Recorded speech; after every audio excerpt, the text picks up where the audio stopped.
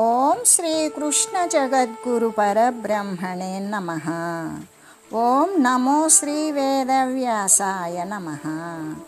ఓం మద్గురు శ్రీ పూర్ణానంద స్వామినే నమః. ఓం శుక్లాం భరధరం విష్ణుం శశివర్ణం చతుర్భుజం ప్రసన్నవదనం ధ్యాయేత్ సర్వవిఘ్నోపశాంతయే. ఓం వ్యాసాయ విష్ణురూపాయ వ్యాసరూపాయ విష్ణవే నమో వై బ్రహ్మనిధయే వాసిష్ఠాయ నమో నమః.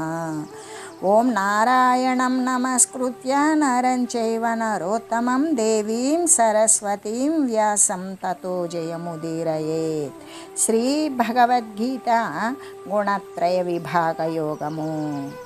భగవానుడు తెలియజేస్తూ ఉన్నారు, ఓ అర్జున, ఎవడు తనకు సంప్రాప్తించినటువంటి ఏ సత్వగుణ సంబంధమైనటువంటి ఏ సుఖాన్ని కానీ, రజోగుణ సంబంధమైనటువంటి కార్యాల పట్ల ప్రవృత్తి కలిగి ఉండడం కానీ, తమోగుణ సంబంధమైనటువంటి మోహాన్ని కానీ ద్వేషించకుండా ఉంటాడు, అవి తొలగిపోయినట్లయితే వాటిని కోరకుండా ఉంటాడు, అంటే ఉదాసీన స్థితిలో స్థిరత్వంగా తటస్థునిలాగా సమత్వంతో ఉన్నటువంటి వాడే గుణముల చేత గుణకార్యాలైనటువంటి సుఖము దుఃఖము కార్యప్రవృత్తి వీటి ద్వారా ఏమాత్రము కూడా వాటి చేత చెలింపడో గుణాలు ప్రవర్తిస్తూ ఉన్నవి అని మాత్రమే తెలుసుకొని ఉంటాడు. ఏ పరిస్థితులు ఎందైనా సరే చెలించకుండా నిశ్చలంగా ఉంటాడు. ఇంకా కూడా ఎవడైతే సుఖమునందు కానీ దుఃఖమునందు కానీ ఏ పరిస్థితి ఎందైనా సరే సమస్థితి కలిగి ఉంటాడో, సమభావమే కలిగి ఉంటాడు, ఆత్మయందే స్థిరముగా ఆత్మతత్వమునందే స్థిరత్వము కలిగి ఉంటాడు. మట్టిగడ్డ అయినా రాయి అయినా బంగారమైన వీటిని కూడా సమస్థితిలో చూడగలిగినటువంటి సమబుద్ధి కలిగిన వాడే అయి ఉంటాడు. ఇష్టమునందు అయిష్టమునందు కూడా సమభావము కలిగి ఉండేవాడు, ధైర్యవంతుడు, సమస్త కార్యాలయందు కూడా కర్తృత్వ బుద్ధిని వదిలివేసినవాడు, ఈ యొక్క అంటే కర్మల పట్ల ఉన్నటువంటి కర్మఫలాల పట్ల ఆసక్తి లేకుండా కర్మఫలాలను వదిలేసినటువంటి వాడు, లేదా సమస్త కర్మలు కూడా త్యజించి నిరంతరం బ్రహ్మనిష్టయందే ఉండేవాడు అయి ఉంటాడో అటువంటి వాడే కదా గుణాలను అతిక్రమించిన వాడు అని చెప్పబడతాడు. అంటే గుణాతీతుని యొక్క లక్షణాలే కదా ఇక్కడ చెప్పబడినవి. ఈ లక్షణాలను బట్టి మనుజుడు ఈ సత్వరజస్తమో గుణాలను దాటింది లేనిది కూడా తెలుసుకోవచ్చు. గుణాలను అతిక్రమించినటువంటి వాడు గుణాతీతుడు. తటస్థుడుగా ఉంటూ తనకి ఏ కారణము చేతైనా సరే సత్వగుణ సంబంధమైనటువంటి ఆ జ్ఞానవంతమైన సుఖమైన, రజోగుణ సంబంధమైనటువంటి కార్య ప్రవృత్తి అయినా, తమోగుణ సంబంధమైనటువంటి ఆ యొక్క మోహము కానీ సంప్రాప్తించినట్లయితే వాని పట్ల ద్వేషము ఉండదు, అవి తొలగిపోతే వానిని కోరడం కూడా ఉండదు. అంటే గుణాతీతుని యొక్క తాటస్థ్యాన్ని ఔదాసీన్య స్థితిని తెలపడానికే ఈ విషయం చెప్పబడింది. కానీ ఆయా మోహము మొదలైనటువంటి గుణాలు మరి అవలంబించవచ్చు అని చెప్పడానికి అయితే కాదు కదా. ఇంకా కూడా మోహము అంటే అజ్ఞానము అనే అర్థం కాదు. ఎలాగంటే గుణాతీతునికి అజ్ఞానం ఎప్పుడో తొలగిపోయి ఉంటుంది. భగవానుడు తెలియజేసినటువంటి ఈ యొక్క గుణాలను అతిక్రమించిన వాని యొక్క లక్షణాల యందు ఏముంటాయి? నిశ్చలమైనటువంటి చలనము లేనటువంటి సమత్వము అనేది ప్రధానంగా గోచరిస్తూ ఉన్నది కదా అని చెబుతూ, ఎలాగంటే నిశ్చలత్వము అంటే దానిని గురించి మనం ఇప్పుడు తెలియజేసుకుందాం. ఒకవేళ ఏ చిన్న సంఘటన జరిగినప్పటికీ కూడా అజ్ఞాని అయిన వాడేం చేస్తాడు అంటే ప్రాపంచిక సంబంధమైన అస్థిర వస్తువులను సత్యమని నమ్మేటువంటి అజ్ఞాని ఏ చిన్న సంఘటనకైనా సరే కంగారు పడిపోతాడు, బెదిరిపోతాడు, తన సమత్వాన్ని కోల్పోతాడు. కానీ గుణాతీతుడైతే అలా ఉంటాడా? ఉండడు. మేరుధీర సమానంగా గాంభీర్యాన్ని కలిగి ఉంటాడు. పరిస్థితులకు ఏమాత్రము కూడా చెలించకుండా ఉంటాడు. అందుకే మనకి నవిచాల్యతే నేంగతే అని కదా చెప్పడం. అంటే శ్వాసవాయువు లేక చిన్న అలలు పర్వతాన్ని కదిలింపజాలవు కదా. మనం పర్వతాన్ని కదిలించాలి అని ఆలోచన చేసి దాని దగ్గరికి వెళ్ళి గట్టిగా శ్వాసను వదిలాం. ఆ వదిలినటువంటి శ్వాసకు పర్వతాలు కదులుతాయా? అస్సలకి అది విషయము కాదు, అసంగతమే. అలాగే ఒకవేళ చిన్న చిన్న అలలు ఉన్నవి, పెద్ద పెద్ద అలలకే కొండలు పడవు. అలాంటిది చిన్నపాటి అలలకు పర్వతాలు కదిలించగలుగుతాయా? కదలవు కదా. అలాగే మేఘాలకు కూడా, మేఘాలకు పైన ఏముంటాడు? సూర్యుడు ఉంటాడు కదా ఆకాశంలో. ఆ సూర్యుడిని మేఘజనితములైనటువంటి సూర్యునికి క్రింద ఉంటాయి మేఘాలు. ఆ మేఘాల ద్వారా ఉత్పన్నమైనటువంటి పిడుగులు, మెరుపులు, వర్షాలు సూర్యుడిని బాధిస్తాయా? బాధించలేవు. అలాగే ఈ యొక్క సత్వరజస్తమో గుణాలను, ఈ 3 గుణాలను దాటి మనస్సునికి ఆవల ఉన్నటువంటి ఆత్మయందు నిలుకడ కలిగి ఉన్నటువంటి యోగి పుంగవుడు ప్రపంచంలోని ఎటువంటి సంఘటన చేతైనా సరే, ఆపద చేతైనా సరే, విపరీతమైన పరిస్థితులు ఎందైనా సరే ఏమాత్రము చలించడు. చలించకుండా ఎల్లవేళలా కూడా ఆత్మతత్వమునందే సుస్థిరుడై ఉంటాడు. మరి ఆ వికట పరిస్థితులన్నీ కూడా దేనికి చెందినటువంటివి? కేవలం మనసుకు చెందినవే కదా. అదే శబ్దాది ఇంద్రియాలు పనిచేయలేదనుకో, వాటి యొక్క శబ్ద ఆరావాలు వినిపిస్తాయా? లేదు. అలాగే మనసే పని చేయలేదనుకో, మనసుని పరమాత్మ యందు లీనం చేసి ఉదాసీన స్థితిలో స్థిరత్వము కలిగి ఉన్నప్పుడు మనసు చెలించకపోతే ఇతరత్ర ఈ యొక్క బాధలు కానీ, సంఘటనలు కానీ ఇవన్నీ కూడా వాని యొక్క గమనికకు వస్తాయా? రావు కదా. కాబట్టి ఈ వికటమైనటువంటి పరిస్థితులన్నీ కూడా మనసుకు సంబంధించినవి కదా, గుణాలకు సంబంధించినవి కదా. ఇవన్నీ కూడా ఉపాధికి చేరేటువంటిది. గుణాలకు సంబంధించి మనసుకు సంబంధించినప్పుడువే శరీరానికి చేరుతాయి. నేను గుణాల కంటే వేరుగా ఉన్నాను, మనస్సు కంటే కూడా అతీతుడనై ఉన్నాను అని తలంచి అతడు మహాధైర్యయుతుడై మహా గొప్పదైన ధైర్యాన్ని మరి కలిగి ఉండి మెలుగుతాడు. ఇదే కదా గుణాతీతుని యొక్క గురుతైతే ఇదే కదా అని చెబుతూ ఇంకా సమత్వము అంటే ఇప్పుడు ఎటువంటి గురుతు అంటే ఏ బాధ్యతలకు కూడా మరి తీసుకోకుండా మరి ఎవరి మీదో ఆధారపడి బ్రతికే వారికి ఎంత ఆర్థిక స్థితి వచ్చినా పోయినా వారికి లెక్కలోనిది కాదు. ఎందుకు? తాను సంపాదించడంలా తనకి కష్టం విలువ తెలియడం లేదు. మరి ఎవ్వరికి ఎవరు కూడా బాధ్యత వహించట్లేదు అంటే వానికి వారి పట్ల బాధ్యత లేదు కాబట్టి వాడు ఉదాసీన స్థితిలో ఉన్నాడు అనేటువంటిది కాదు. ఉదాసీన స్థితి అంటే త్రికాలముల యందు భూత భవిష్యత్ వర్తమాన కాలాల యందు జాగ్రత్త స్వప్న సుషుప్తి అవస్థల యందు కూడా పరమాత్మ యందు స్థిరపడిపోయి ఏ కాలమునందైనా ఏ పదార్థమునందైనా ఏ యొక్క పరిసరమునందు పరిస్థితి యందు కూడా సమచిత్తత్వంతో ఉండడమే నిశ్చలత్వం అవుతుంది. కానీ బాధ్యతలను తప్పుకొని తన శరీరం వరకు కూడా తనకి ఆకలి దప్పులకు లోటు లేకుండా తన శరీరం వరకు ఏ సమస్య రాకపోతే వాడు మౌనంగా ఉండడం, బాధ్యతారాహిత్యంగా ఉండడం అది సమస్థితి అనేటువంటిది కానే కాదు. సమస్థితి అంటే మరి సర్వేక సమస్తము అయిన సర్వవ్యాపకమైనటువంటి పరమాత్మ యందు లీనమై ఉండడమే కదా సమస్థితి అనేటువంటిది అని చెబుతూ ఇక్కడ అది నిశ్చలత్వము అనేది. ఇక సమత్వము అంటే మానవమానముల యందు అంటే కొందరు అవమానిస్తారు, మరికొందరు సత్కరిస్తారు. ఇటువంటి పొగిడిన మరి నిందించిన నిందాస్తుతుల యందు అంటే పని జరుపుకోవడం కోసం పొగిడిన వాస్తవానికి వీని యొక్క మరి ఈ యొక్క సచిదానంద స్థితిలో ఉండడం వలన వీడిని నిజంగా కూడా స్తుతించిన లేదు నీవన్నీ కపట వేషాలు వేస్తున్నావు అని నిందించిన ఇటువంటి పొగట్టనందు తెగట్టనందు కూడా ఈ విధంగా ఇంకా సుఖము వచ్చినా దుఃఖము వచ్చినా, ఇష్టమైనది లభించినా లేదు ఇష్టమైనది దూరమైన, అయిష్టమైనది లభించినా కూడా శత్రువుల యందు కానీ మిత్రుల యందు కానీ, రాయి యందు బంగారమునందు కూడా గుణాతీతుడైనటువంటి మహనీయుడు ఏం చేస్తాడు? గుణాలను అతిక్రమించినటువంటి వాడు సమబుద్ధి కలిగి ఉంటాడు. వానికి అవమానము మరి సత్కారము అనేది పట్టదు. వాని యొక్క సమస్థితి ఎక్కడ ఉన్నది అంటే సర్వవ్యాపకమైన పరమాత్మ యందు సంలీనమై ఉన్నది. ఈ స్థితులను పట్టించుకునేటువంటి వాడు కాదు. అది గుణాలకు లోబడినటువంటి స్థితి. వాడిని కీర్తించినా లేదా నిందించినా కూడా మరి వానికి సుఖము కలిగినా దుఃఖము కలిగినా వానికి సుఖము పట్టదు, దుఃఖము పట్టదు. అంటే ఇష్టమైనటువంటి వస్తువు దూరంగా ఉన్నా బాధపడడు, అయిష్టమైన వస్తువు తన ప్రాప్తంలోకి వచ్చినా బాధపడడు.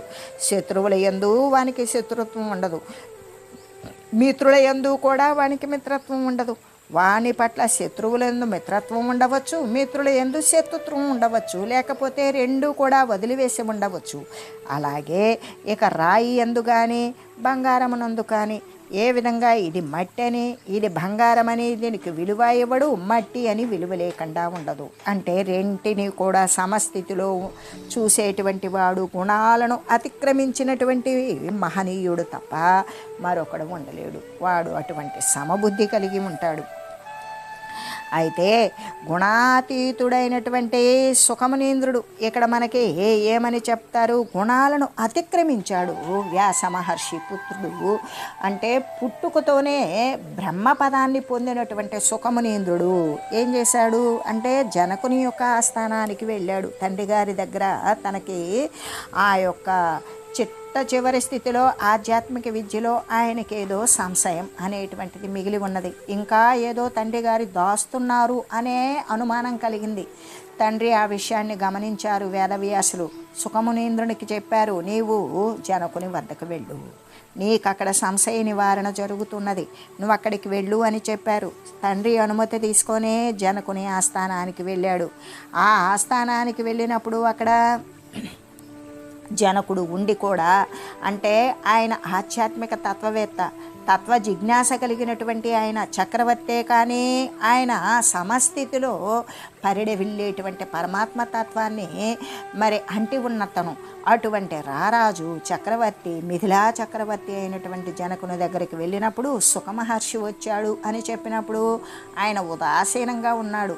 ఈ విధంగా ఆయనకి 7 ప్రాకారాల యొక్క గేట్లు ముందు కూడా అదే ద్వారపాలకులకి ఉదాసీన స్థితిలో ఉండి 7 ప్రాకారాల దగ్గర ఒక్కొక్క ప్రాకారం వద్ద 7 రోజులు చొప్పున అంటే నిలబడి అప్పుడు అది అవమానంగా ఆయన భావించాడా? లేదు. ఆయన సంశయాన్ని నివారణ చేసుకోవడానికి వచ్చేటప్పటికే ఆయన గుణాతీత స్థితిని అవలంబించి ఉన్నాడు. శీతలమని ఉష్ణమని లేదు. సుఖమహర్షి ఏమి ఆశించాడు? జనకుని యొక్క సందర్శనం ఆయన యొక్క దయ ద్వారా బోధింపబడినటువంటి ఆధ్యాత్మిక సంశయ నివారణ కోసం వచ్చాడు. ఆ విధంగా ఒక్కొక్క ప్రాకారం వద్ద 7 రోజులు నిల్చొని లోపలికి వచ్చిన తర్వాత జనక మహారాజు లేడు అని చెప్తారు.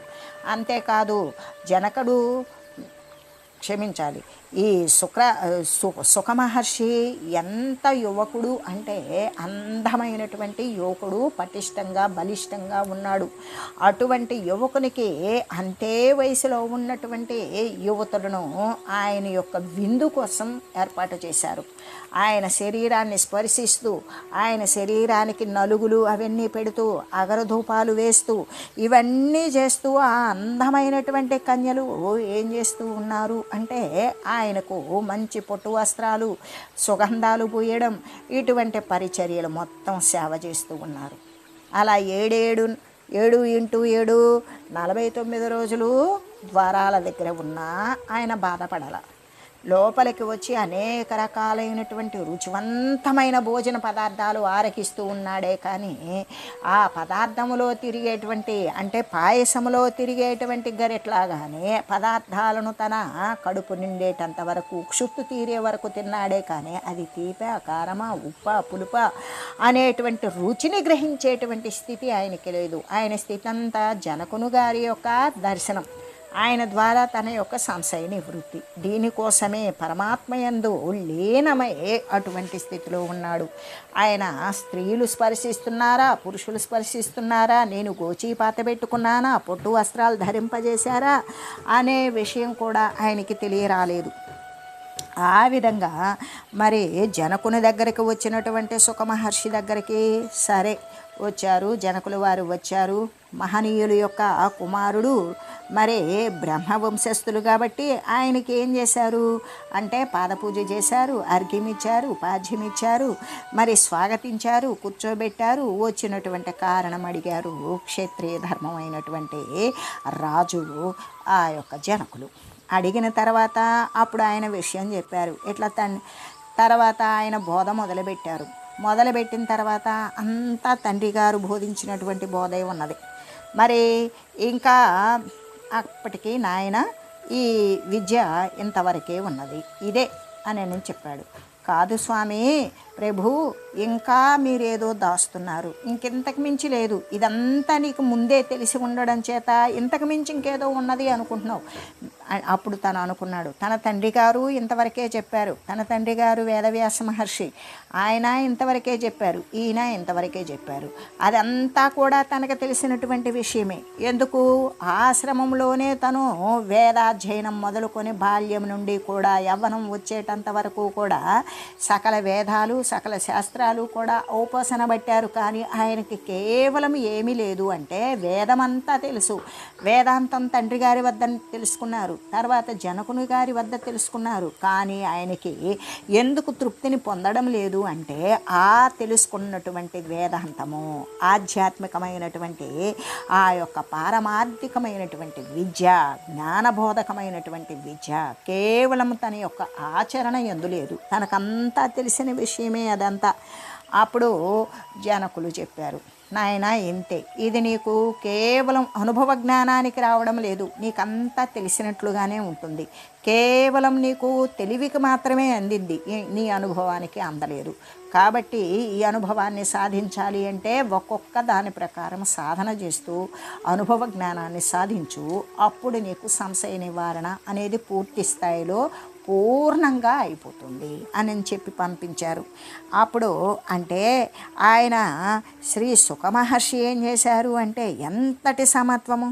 ఆయన దుఃఖపెట్టినా ఆ యొక్క సప్తద్వారాల దగ్గర 7 రోజులు 49 రోజులు ఉన్నా నేను వచ్చిన పని కాలేదే, జనకుల వారు నాకు దర్శనం కాలేదే అనేటువంటిది ఆయనకు లేకుండా, అందమైన యువతులు సేవ చేశారు అనే గుర్తింపు లేకుండా, ఆకలితో ఉన్నాను అనేటువంటి విషయము తెలియకుండా, శీతలము ఉష్ణము వర్షము అధికంగా తన మీద వచ్చి పడినా ఏది పట్టకుండా, గోచీపాత అంటే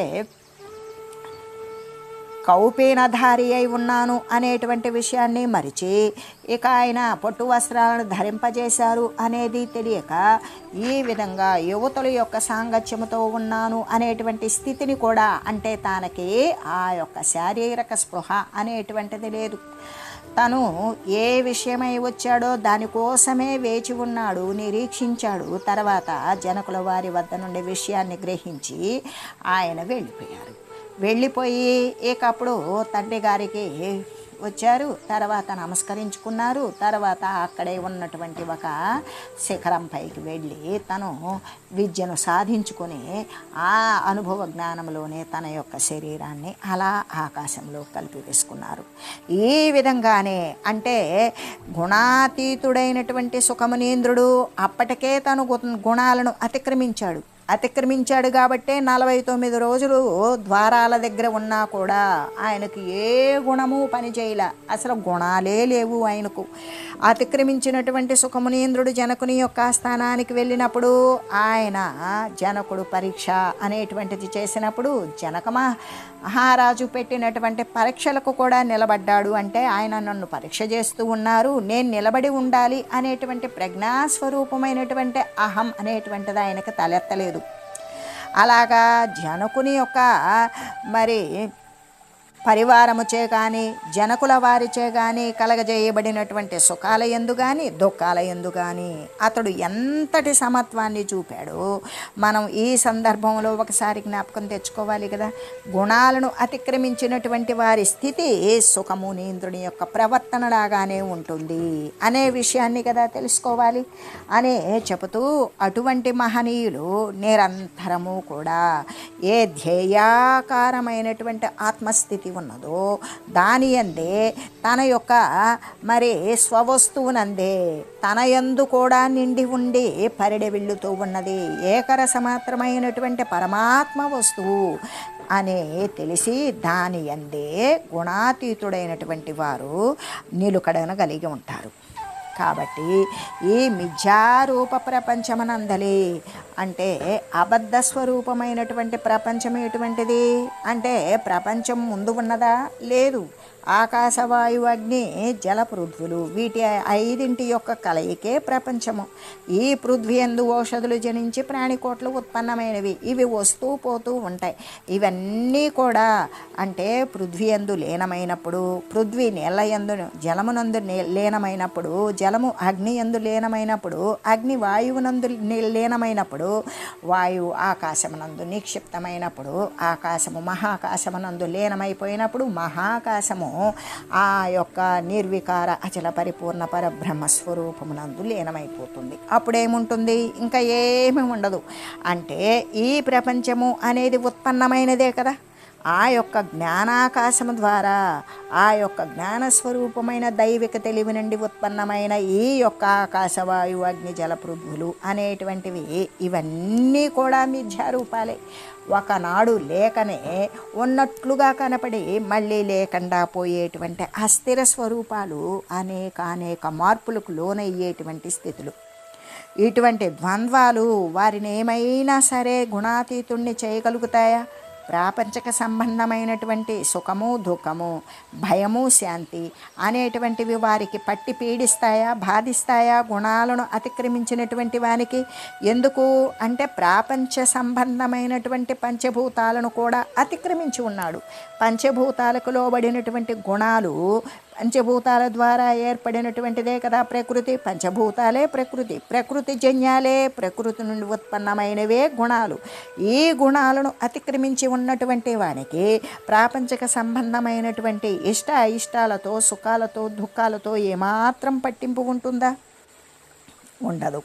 వారిని ఏమైనా చేస్తారా? చేయడానికి ఉపాధిని ఏమన్నా చేస్తే ఉపాధి వారు అయ్యలేరు. ఉపాధిని దాటివేశారు వారు. ఇక వారిని సర్వము నిండి సర్వవ్యాపకమైన పరమాత్మతత్వంతో లీనమై పరమాత్మ స్వరూపులే అయి ఉన్నటువంటి గుణాతీతుణ్ణి ఈ యొక్క మార్పులు చేర్పులు ఈ మిథ్యారూప ప్రపంచంలో ఉన్నటువంటి ద్వంద్వాలు వారిని ఏమీ చేయలేవు, చేయజాలవు కదా. ఇంకా కూడా నిందయందు స్తుతి యందు అంటే నిందాస్తుతుల యందు అంటే మరి తిట్టడం కానీ పొగడడం కానీ నిందించడం కానీ వారికి వచ్చినటువంటి సుఖం కానీ దుఃఖం కానీ ఇవన్నీ కూడా మానసిక సంబంధమైనవి. అంటే మానవమానాలు కానీ మరి సుఖాలు దుఃఖాలు కానీ నిందాస్తుతులు కానీ ఏది గుర్తిస్తుంది? మనసు గుర్తిస్తుంది. అది మనసు యొక్క ధర్మం. ఆ విధంగానే అసలు వారికి మనసే లేకుండా మనసుని ఎప్పుడో పరమాత్మయందు లీనం చేశాడు. అందుకే గుణాలను అతిక్రమించగలిగాడు. కాబట్టి మనస్సు కూడా సాక్షి స్వరూపమైనటువంటి ఆత్మతత్వమే కదా.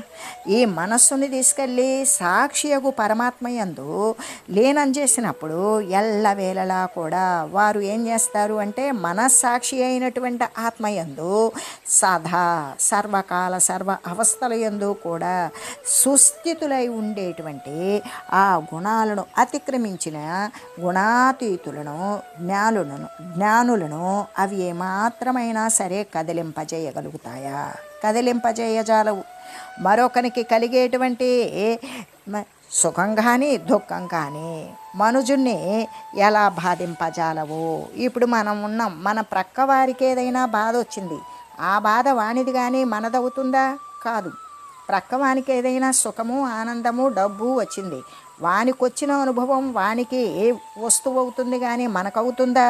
కాదు. అట్లాగే సుఖమైన దుఃఖమైన శరీరం తనది కానప్పుడు, శరీరము కల్పించబడినది అస్థిరమైనది అయినప్పుడు తాను పరమాత్మ స్వరూపమైతే అది సుఖం వచ్చినా దుఃఖం వచ్చినా పరమాత్మను అంటి ఉండి గుణాలను అతిక్రమించినటువంటి మనుజుణ్ణి ఇవి సుఖము దుఃఖము సుఖపెట్టలేవు, బాధ పెట్టను లేవు.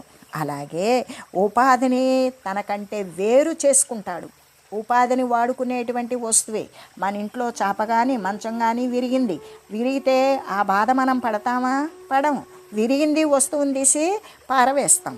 అలాగే ఈ యొక్క ఉపాధి, ఈ శరీరాన్ని ఉపయోగించుకుంటూ ఉన్నాం. దీనికి ఏదైనా ఇబ్బంది అయితే తాను శరీరము కాదు కాబట్టి దానిని శరీరము తను అనుకున్నటువంటి అజ్ఞాన స్థితిని పూర్తి స్థాయిలో పారద్రోలి శరీరము తాను కాదు, శరీరి అయినటువంటి జీవి పరమాత్మ వస్తువు తప్ప రెండవది కాదు అనుకున్నప్పుడు సర్వవ్యాపకమైన స్థితిలో సంలీనమై ఉన్నటువంటి వానికి తన యొక్క ఉపాధిని తనకంటే వేరు చేసుకున్నటువంటి జ్ఞానిని, ఆ యొక్క ఉపాధిని తన శరీరాన్ని తాను ఉపయోగించుకున్నటువంటి జ్ఞానిని, అటువంటి వాడే కదా గుణాలను అతిక్రమించినటువంటి వాడు. అలాంటి గుణాతీతుణ్ణి ఇక ద్వంద్వాలు అంటే సుఖము కానీ దుఃఖము కానీ శీతలము కానీ ఉష్ణము కానీ మరి ఆకలి కానీ దప్పిక కానీ ఇవన్నీ ఏవైనా సరే వానిని బాధిస్తాయా?